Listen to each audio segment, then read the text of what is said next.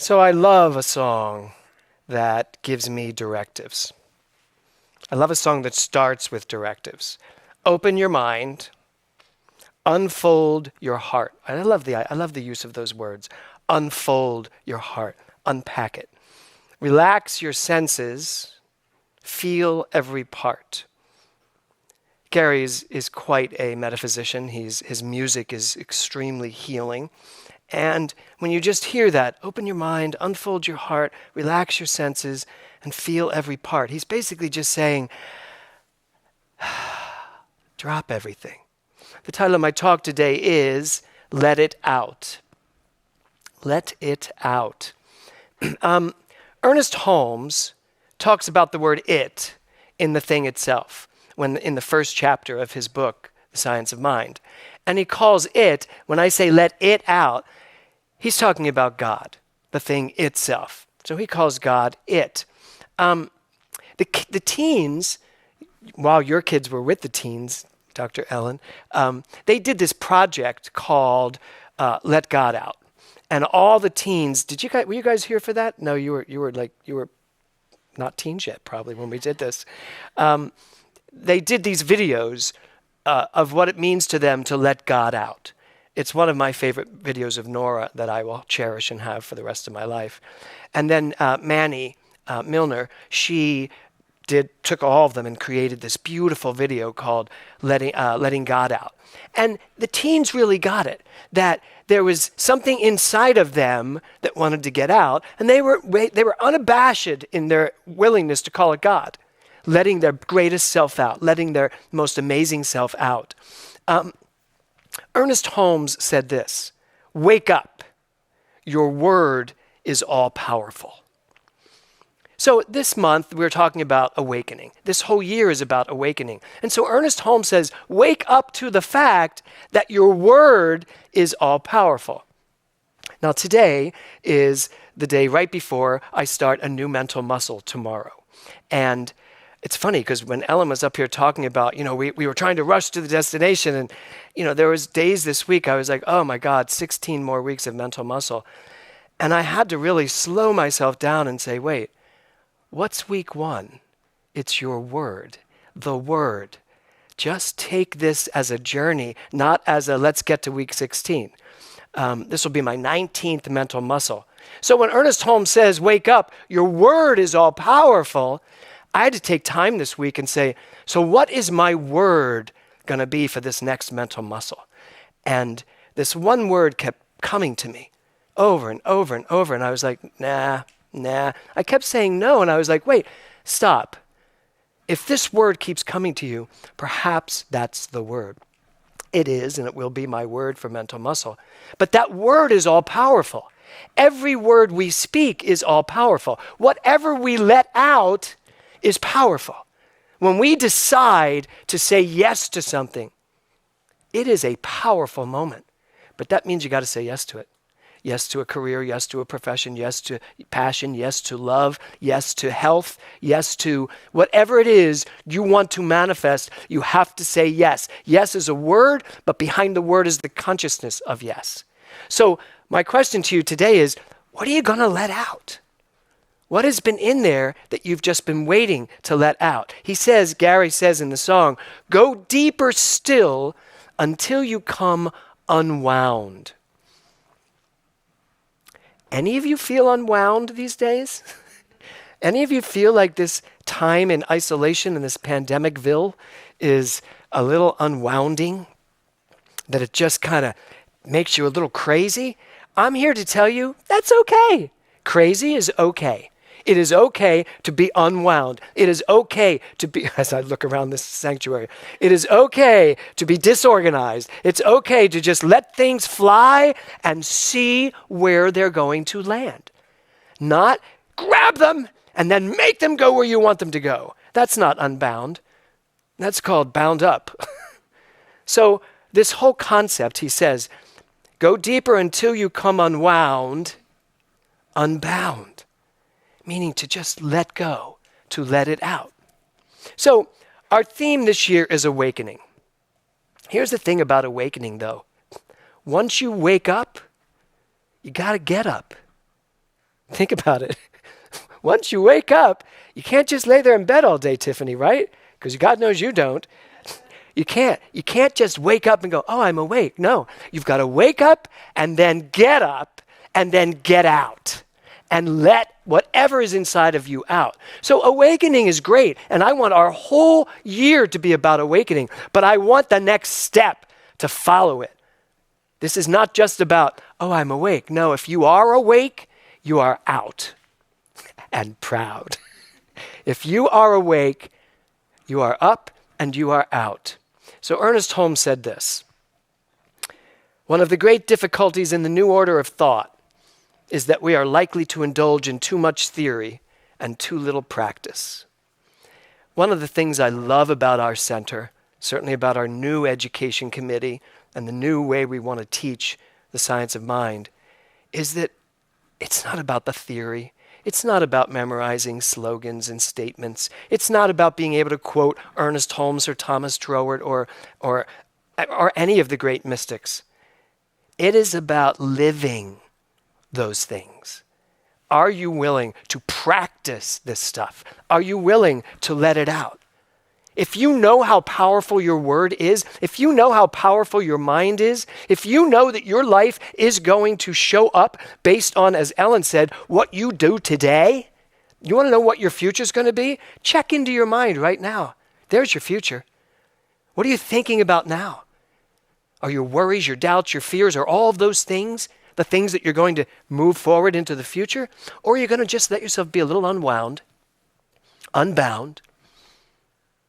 and get solid in being awake to knowing who you are? So more of Gary's lyrics. He says, lift up your voice, let it be heard. I don't think I have to tell too many of you to lift up your voice. But you know what? Oh, the next line is, tell me your story. So lift up your voice, let it be heard, tell me your story. You know what though? Not that story. You all have your stories. You all have your complaints. You all have the things that didn't work out for you. And somehow they've become this big story that you tell over and over and over and over again. That's not what Gary's talking about. Lift up your voice, let it be heard, tell me your story. And he says, don't leave out a word. But I'm here to tell you, leave out the words that don't promote a life that you want to live. Don't tell me your same old story over and over and over again. Give yourself a break from your story and give yourself the gift of creating a new story. What Ellen said is so true. Here's everything that has happened up to this point in your life. It can mean a lot. It can mean nothing.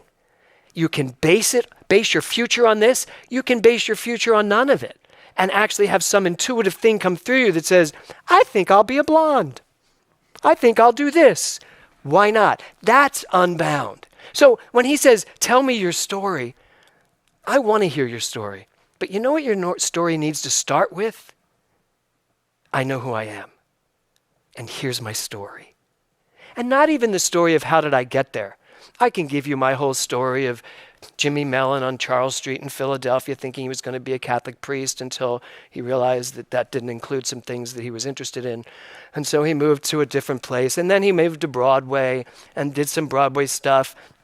And then he did a film. I said Broadway. I didn't say a Broadway show, though, so you lose.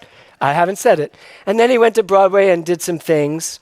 And then he became a minister and did some more things. And now I'm here. And is that really my story? Or are those just the things that came out of my story? Because really my story, I think, is I actually knew there was something big. I knew there was some major thing in the world. I thought it was Jesus. And I still do think Jesus is an amazing presence in our life, in our world. And so there's this whole part of it here. And then I went into acting because there was something in me that wanted to get out, and I enjoyed it until I didn't. And then I became a minister, and I have loved that almost all along the way until I realized that what we were doing in this particular science, this teaching, wasn't really working.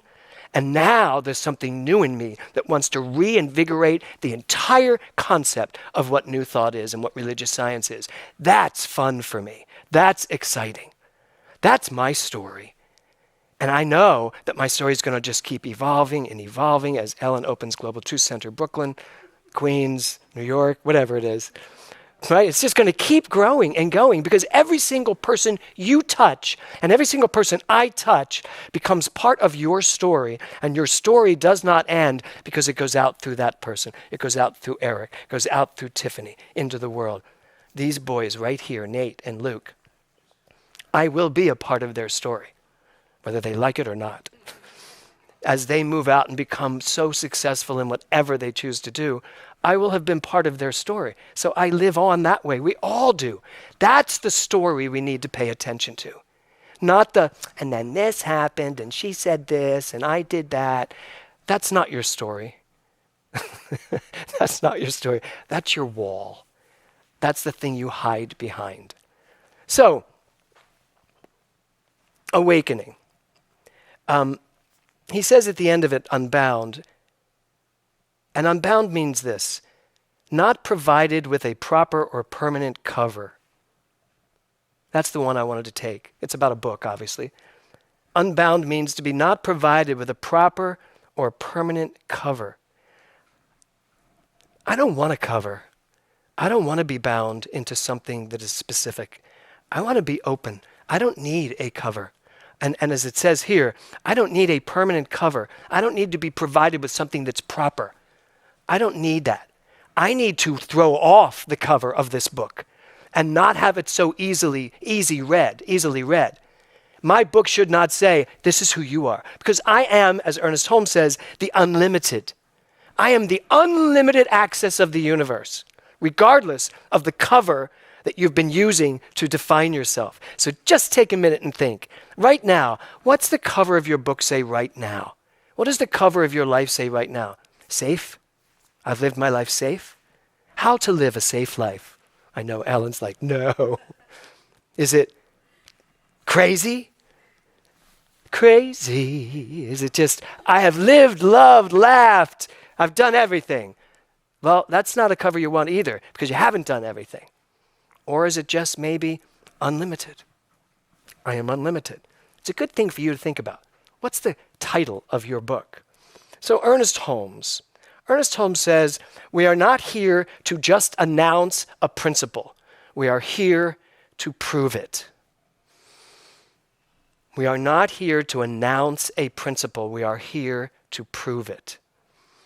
One of the things about this science is that a lot of people like to show you what they've proved in this science.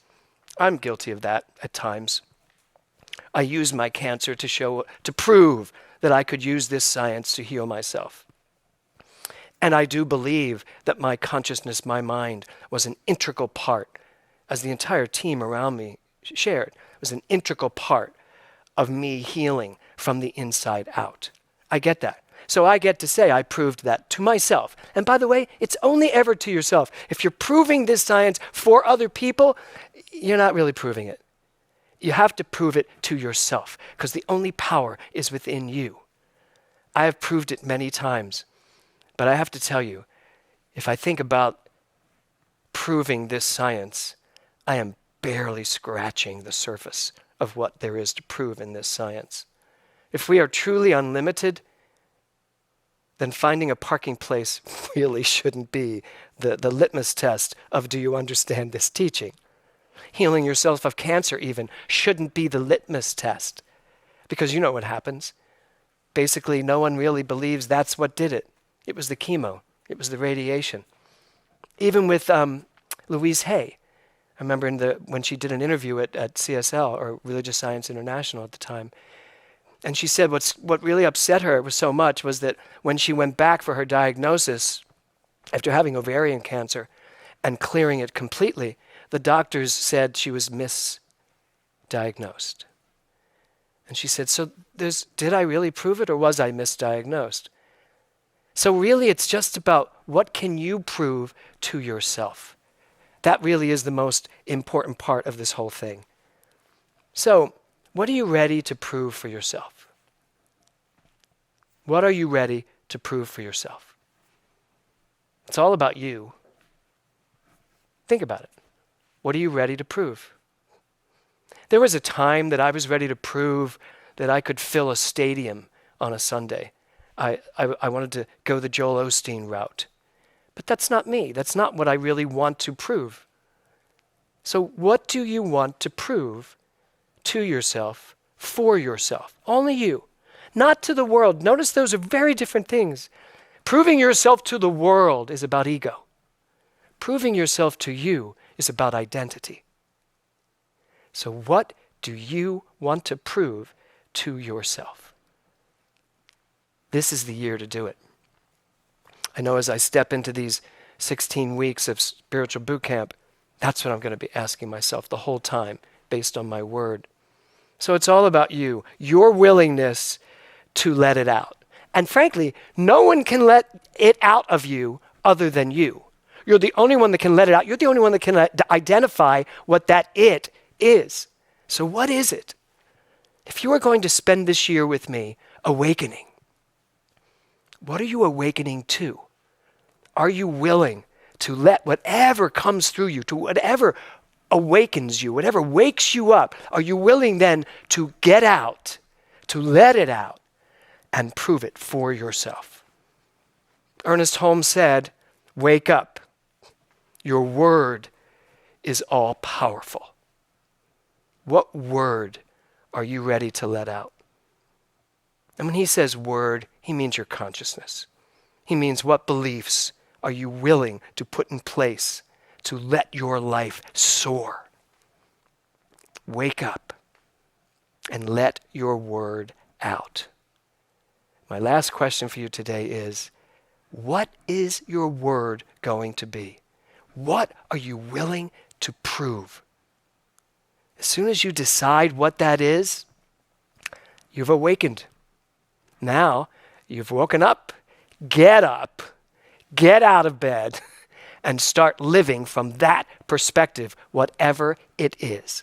I know that you're going to find that your life is going to take an amazing trajectory into a world that you have never even begun to scratch the surface of. Because I don't believe we have really stepped out of bed yet. I don't think we've really gotten up and said, I'm ready to let it out.